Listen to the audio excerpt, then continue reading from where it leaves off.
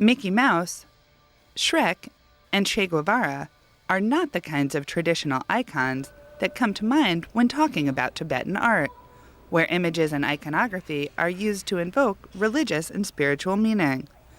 A new exhibit at the University of Vermont's Fleming Museum puts a very different spin on that tradition.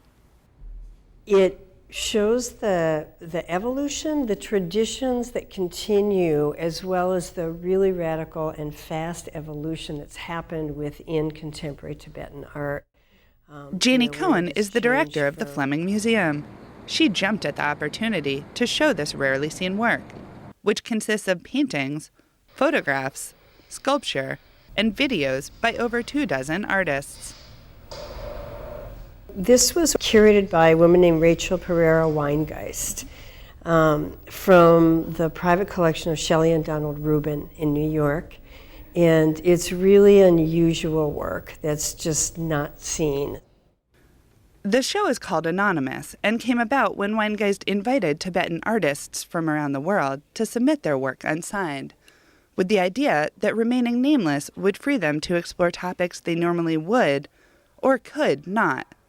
It echoes back to the Tibetan tradition where artists deliberately left their finished pieces unsigned in order to not draw attention away from that spiritual message. The themes that run through the work touch on the political, geographical, and cultural struggles of Tibetans and their own search for identity amidst that chaos. Ironically, even though the idea was for artists to remain anonymous, many did choose to sign their work, even while taking the opportunity to push the boundaries of their traditions. What are some of those themes? There are many things in the paintings that combine traditional iconography of Tibetan Thangka painting with very of-the-moment cultural icons that are immediately recognizable to us in the West.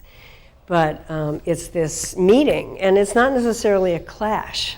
There's the realities of life in the People's Republic of China. For instance, this piece right here, which is a huge passport, in which the traditional naming, which is a one name, Tibetan one name, on the Chinese passports, the name is put as the surname, and then the first name is left XXX.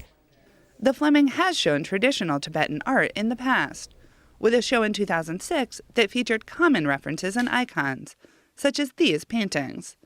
The difference is that the works in Anonymous use that tradition as a springboard to pair contemporary images with those ancient themes. A large number of the artists in the show were trained in this traditional Buddhist painting style. And, where they did not sign their names, and there's the Buddha or Bodhisattva surrounded by other figures, by animals, by clouds. You see those symbols and those images in a lot of the works. Cohen points out that although the original idea was for artists to remain anonymous, aside from the video makers, these artists all chose not only to sign their works, but in many cases, to produce extremely personal pieces.